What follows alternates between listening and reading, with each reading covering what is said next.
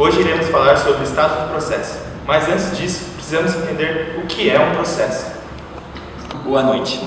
Estamos aqui com o Gabriel, que vai nos explicar o que é um processo. Boa noite, Gabriel. Boa noite, Leonardo. Tudo bom? Tudo bom e você? Estou bem também. Portanto, Gabriel, o que é um processo? Bom, antes de entender o que é processo, a gente precisa saber que o programa é um conjunto de instruções lógicas e sequenciais que são desenvolvidas para sanar um problema. Então, um processo é uma instância de um programa em execução, ou seja, uma cópia do que será carregado na memória para que a CPU possa executar esse processo, pois ela só executa o que está na memória. Vale lembrar também que não pode ser chamado de processo se o programa estiver apenas na memória. E Gabriel, o que acontece se dois usuários estiverem executando o mesmo programa? Bom, nesse caso, existirão dois processos separados. Isso é tudo, pessoal. Obrigado.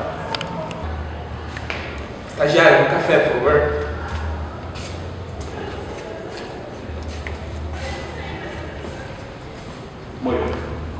Agora que já sabemos o que é um processo, podemos entender o que são estados de um processo.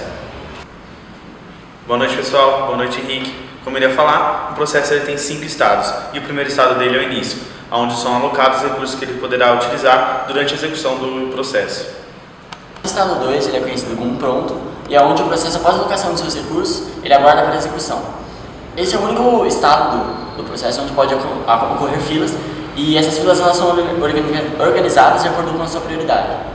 O estado 3 ele é chamado de execução, ou seja, neste momento as instruções são executadas pela CPU e o processo ele só sai quando acaba o tempo ou quando ele faz uma requisição para algum periférico. No estado 4, o processo só entra quando ele faz uma requisição de um periférico. E após o retorno do periférico, ele entra no estado 2, onde aguarda a sua vez para entrar em execução. E se ele já tiver terminado todo o ciclo de execução dele, ele vai entrar no estado 5, que é onde os recursos são desalocados e o processo é encerrado. Existem dois tipos de processos, o CPU Bound e o IO Bound. No CPU Bound é realizado apenas operações lógicas e aritméticas. Ele passa apenas pelo estado 1, 2, 3 e 5. No CPU Bound, ele fica a maior parte do tempo em execução.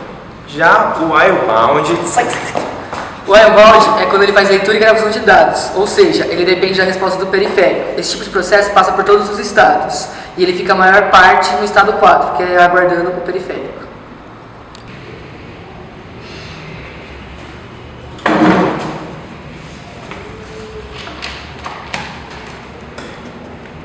Bom, como visto, notamos que o processo vive no estado 2, 3 e 4. Vamos para o exemplo na prática, como as coisas funcionam.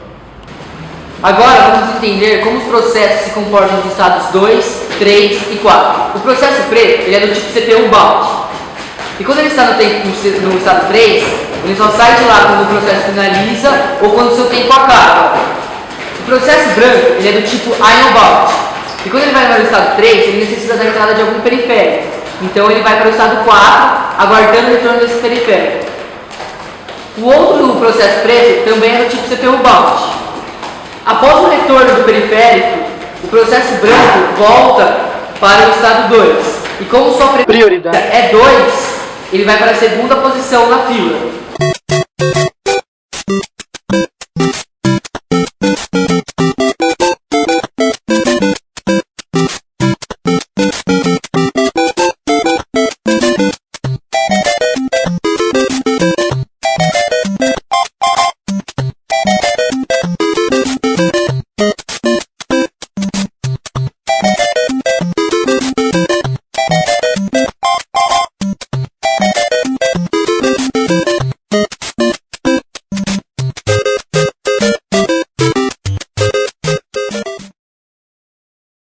Quando esse processo a ser executado, o estado 3 jamais ficará parado.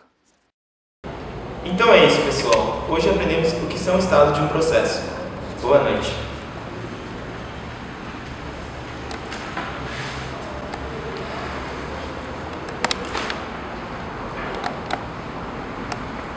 E aí, Giro, como que a gente está? Nossa, Como que a gente está? fomos. Nossa, o que tá faltando? Não, agora se editar e mandar para você. Ah, beleza, abre o editor aí. Mas por que você tá abrindo dois editores, Bruno? Ah, porque você tá ligado que nós vamos pra caralho e eu só mexi com dois, né? Tipo, dependendo do que abrir primeiro, aí a gente usa. Ah, tranquilo então. Olha lá, mano. Nem tá vindo lá, não tá respondendo.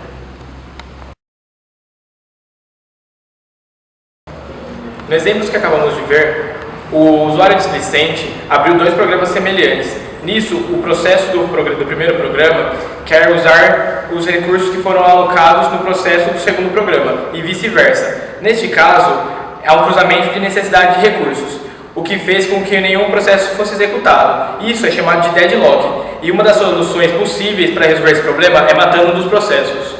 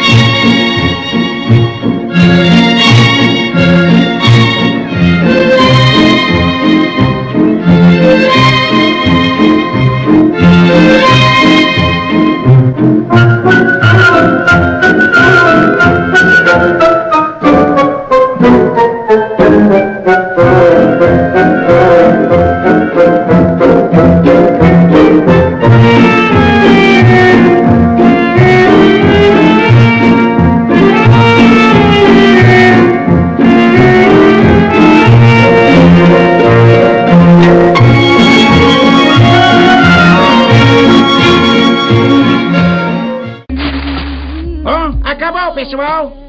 Dá pra dar minha. Sai pra lá, meu chapa! Deixa o astro fazer isso! Acabou!